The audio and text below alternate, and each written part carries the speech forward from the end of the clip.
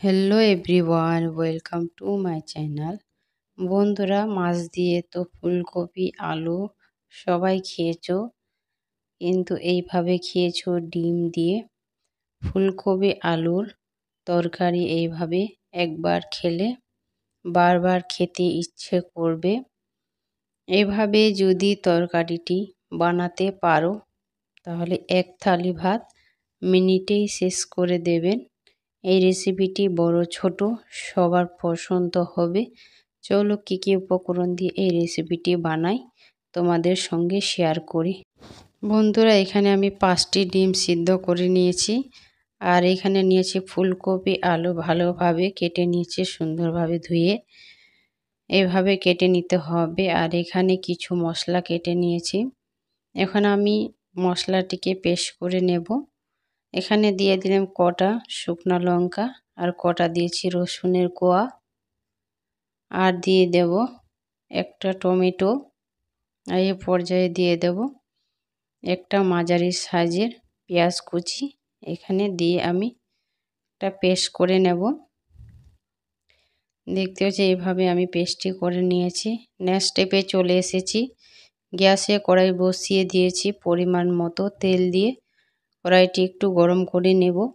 নেওয়ার পরে আমি এখানে হাফ টিস্পুন জিরে, গোটা জিরে দিয়ে দিলাম। দেওয়ার পরে হাফ টিস্পুন এখানে হলুদ গুঁড়ো দিয়ে দিচ্ছি,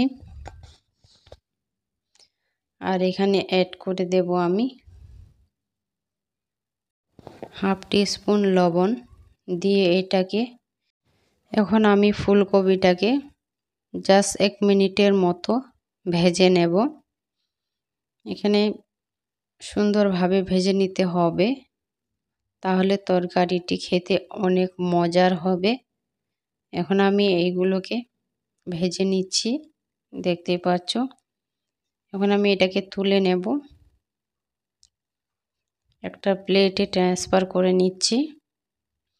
আর ওই তেলের মধ্যে আমি আলুগুলোকেও সুন্দরভাবে ভেজে নেব। এভাবে আলুগুলো লম্বা লম্বা করে কাটতে হবে। এই রেসিপিটি গরম ভাতের সাথে বা রুটির সাথে পরিবেশন করতে পারো। ভিডিওটি ভালো লাগলে সাবস্ক্রাইব করার অনুরোধ রইল। এখন আমি বন্ধুরা আবারও একটু তেল দিয়ে পরিমাণ মতো দেওয়ার পরে আমি লবণ দিচ্ছি। পরিমাণ মতো লবণটি দেবেন, টেস্ট অনুযায়ী দেবেন। আর দিয়ে দিচ্ছি হাফ টিস্পুন হলুদ গুঁড়ো, দিয়ে তেলটার সাথে ভালোভাবে ম্যাশ করে নিচ্ছি। নেওয়ার পরে আমি ডিমগুলো উল্টে পাল্টে দুপাশে ভালোভাবে ভেজে নেব। আমি এক এক করে ডিমগুলো দিয়ে দিচ্ছি। এইভাবে দিয়ে সুন্দরভাবে ভেজে নিতে হবে। এক পাশে আমার ভাজানো হয়ে গেছে, অপরটা সুন্দরভাবে ভেজে নেব। বন্ধুরা, এই কাজটি একটু সময় ধরে করবেন, না হলে পুড়ে যেতে পারে। গ্যাসটিকে হাই লো ফ্লেমে রাখে এই কাজটি করবেন। আর বন্ধুরা, অবশ্যই ঢাকনা দিয়ে ভাজবেন, না হলে তেল ছিটকে গায়ে পড়বে। আর গায়ে তেল যদি পড়ে কি হয় তোমরা তো জানো। এখন আমার ডিমগুলো ভাজানো হয়ে গেছে। এভাবে আমি সবগুলোকে তুলে নিলাম একটা প্লেটের মধ্যে।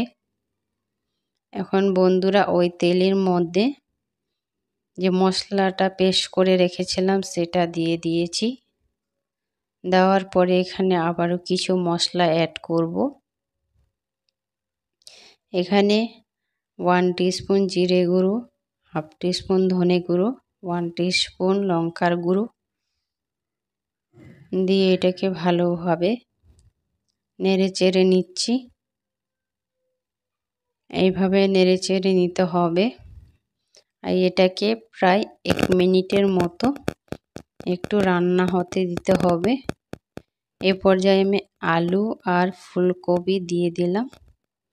বন্ধুরা, এখানে পানি দেবেন না, না হলে ভালো হবে না অতটা। এখন আমি এই পানিটাই দিয়ে ভালোভাবে এটাকে সিদ্ধ করে নেব। গ্যাসটিকে লো ফ্লেমে রাখার চেষ্টা করবেন, তাহলে রেসিপিটি খেতে অনেক মজার হবে। এইভাবে আমার দেখতে পাচ্ছ আলুগুলো সিদ্ধ হয়ে গেছে। এখন আমি চেক করে নিচ্ছি। সুন্দরভাবে আমার সিদ্ধ হয়ে গেছে। এখন আমি প্রায় 5 মিনিটের মতো এটাকে কষে নেব। এটাকে যতক্ষণ না তেল বা চবড়ি বের হয়ে না আসে ততক্ষণ কষানো ছাড়বেন না। যখন দেখবেন যে ওর তেল চবড়ি বের হয়ে গেছে তবে ছেড়ে দেবেন, তারপরে পানি অ্যাড করে দেবেন। এখন আমি ধনে কুচি দিয়ে দিচ্ছি। ধনে কুচিটা আগে দিচ্ছি, এভাবে নেড়ে চেড়ে নেব। আর ডিম যদি দিয়ে দিই এরপরে আমি সুন্দরভাবে নাড়তে পারবো না, এই জন্য দিয়ে দিলাম ধনে কুচি। এখন আমি পরিমাণ মতো পানি অ্যাড করব। তোমরা এটা এমনিও তুলে নিতে পারো, কষে তুলে নিতে পারো বা পানি অ্যাড করতে পারো, যেরকম খাবে সেরকম করবে। আর লবণটা আমি টেস্ট অনুযায়ী দিলাম, তোমরা টেস্ট অনুযায়ী দেবেন। আর বন্ধুরা এই পর্যায়ে আমি ডিমগুলোকে দিয়ে দিচ্ছি। ডিম দিয়ে বেশি নাড়াচাড়া করবেন না, নাহলে ডাল হয়ে যাবে। এখন আমি ডিমগুলোকে দিয়ে দিলাম। দেওয়ার পরে একটুখানি হালকা নেড়ে চেড়ে দিলাম। রেসিপিটি কেমন হয়েছে ভালো হলে সাবস্ক্রাইব করার অনুরোধ রইল।